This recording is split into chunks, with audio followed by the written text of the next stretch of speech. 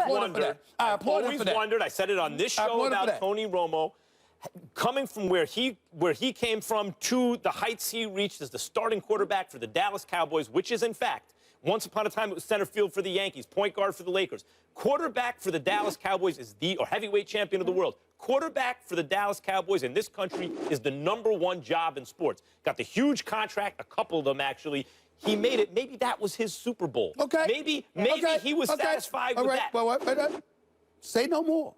I see he's coming. I see he's coming along. No. You're getting there. You're getting there. You're getting there. Happy because he's taking over a winning team in his mind. Really? That's just me. Okay. The answer to the question you is would no. say that because, you know, it's Molly going to find a silver lining. Now, I hear you. I hear you. Sorry, someone's got to be optimistic. We want you guys to weigh in. Did Tony Romo lose his job on Sunday? Go to the First Take Twitter page and vote. We'll share those results a little later in the show. But meanwhile, another player got to see him up close and personal Sunday. That would be Adam Jones. He had thoughts on the rookie's day. Jones followed up on his comments about the Cowboys' offensive line after saying earlier in the week that his daughter could run through the holes they made, telling our Catherine Terrell, they were better than I thought. I take my hat off to them. Now I see why he has $100 million on his line. Those guys blocked their butts off. Like I said last week, some of those holes my daughter could have run through today.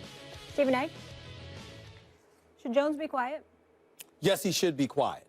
But it's not because he was disrespectful or anything like that. He should be quiet because the Cincinnati Bengals, yet again, are not living up to expectations. They have the 25th ranked offense. They were ranked 25th with their passing game as well as their rushing game. Somehow, some way, did you see them sitting there and bickering on the sidelines or whatever? Now, obviously, you're getting beat up by Dallas's offensive line. That doesn't help matters at all. But they had secondary issues as well, which Pac-Man Jones couldn't even deny. In the end, what it comes down to is, yet again, we find ourselves looking at the Cincinnati Bengals and wondering what the hell is going on with this team. Marvin Lewis is the coach of this team. And, Max, I wanted to bring this up because I want to make sure that I'm very, very clear. I am an individual that has been on the record, you know, particularly more so with college sports than it is with pro sports in terms of talking about the paucity of African Americans that are in head coaching positions, okay? But I'm also that guy. I pride myself in being fair. When Lovie Smith only made the playoffs 3 times in 9 years, it's time for him to go out of Chicago. Now, I don't give a damn where you go, but you need to get the hell out of Chicago. And I have been calling for Marvin Lewis to be gone for years. 5 consecutive years. And 6 of the last 7 years, the Cincinnati Bengals have been to the playoffs. They have not won one single playoff game. He has been the head coach for 12 complete seasons. They have not won a single playoff game. And the chances are the only reason he still has his job is because he's one of those dudes who's willing to come cheap.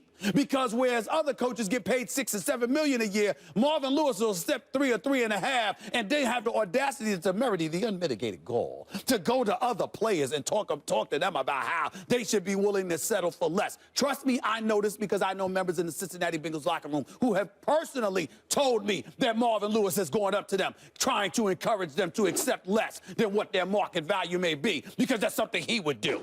I'm looking at this guy right now. 5 consecutive years in those 6 of those last 7. Do you know what else, Max, that I forgot to mention? Do you know each of them was a wild card game? So not only did you make the playoffs, okay, but you were never one of the top 2 seeds any year, which means that all of those years that you were in the playoffs, even when you won a division, you still had to play the wild card game because you were the 3rd seeded team. This dude doesn't get it done. It's just that simple. And for me, to look at the Cincinnati Bengals yesterday, both of us thought that this is the game that Dallas is going to lose. This is the game because Cincinnati's talent is undeniable. They got talent all over the place that any team in the NFL should want. But there is something missing from this bunch. And I believe it is a head coach that they're fearful of holding them accountable. I believe it's a head coach that has come up short on too many occasions. I am not saying that Marvin Lewis doesn't know football. I am not saying that he doesn't have the acumen to be a head coach. I am not saying that he can't be a defensive coordinator or something else in the NFL. I am saying when it comes to being a leader of men, in terms of galvanizing them to maximize their potential in a focused and cohesive manner, this man has religiously and continuously failed to show up. If it were anybody else, I'm going to go a step further. In some situations, if it was a white coach, they'd have been out of here by now.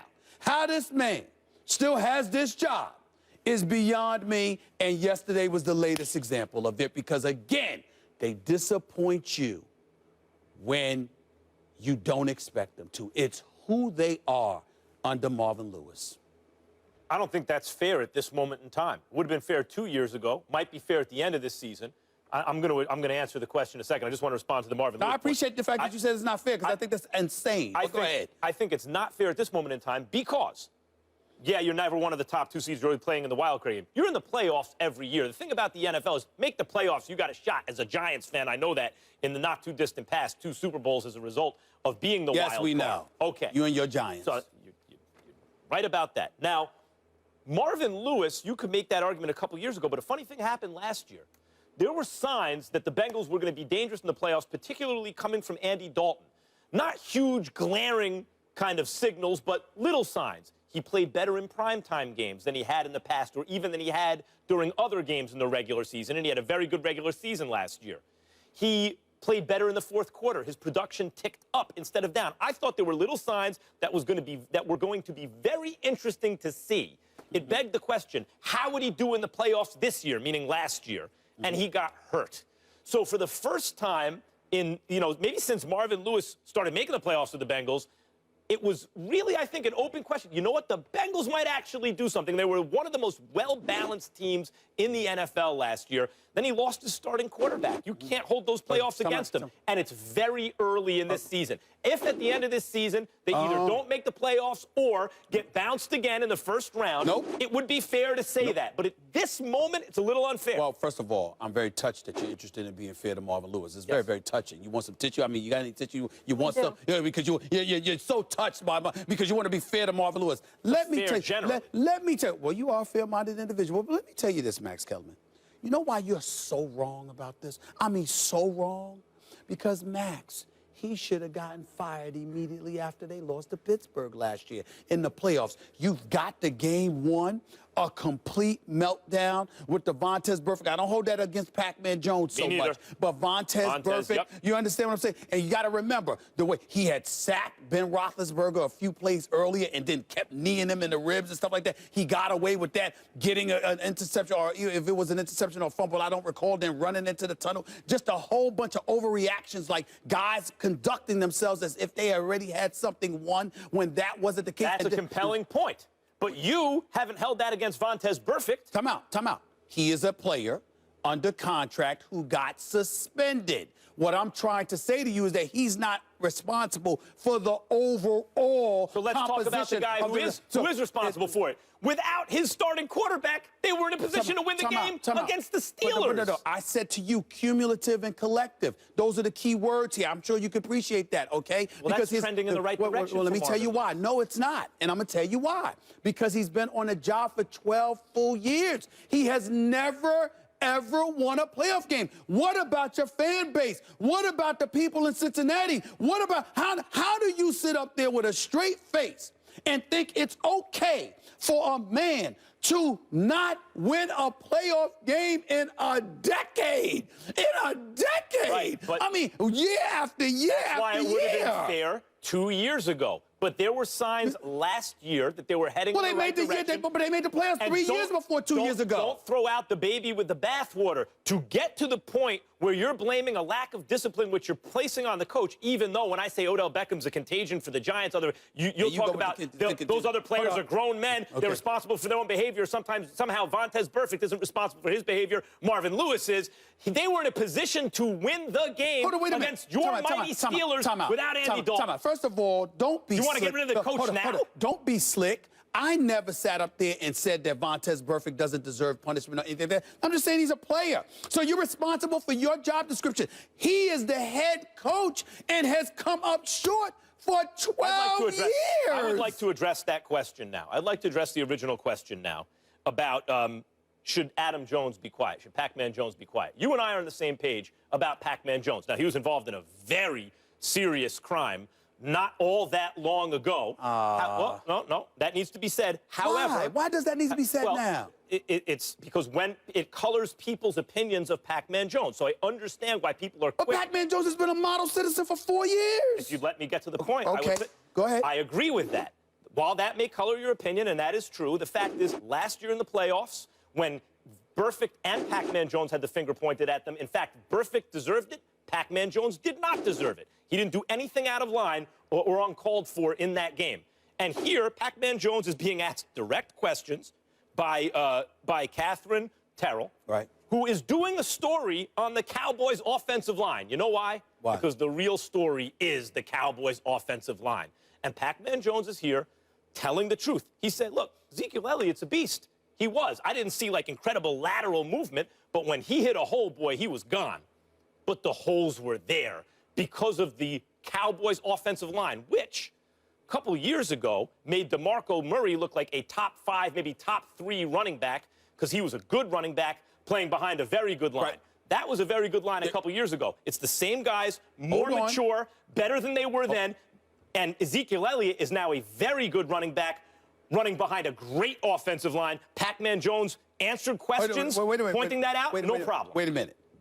But you're talking about what he had to say about the Cowboys, and we're asking the question, was he out of line with what he said?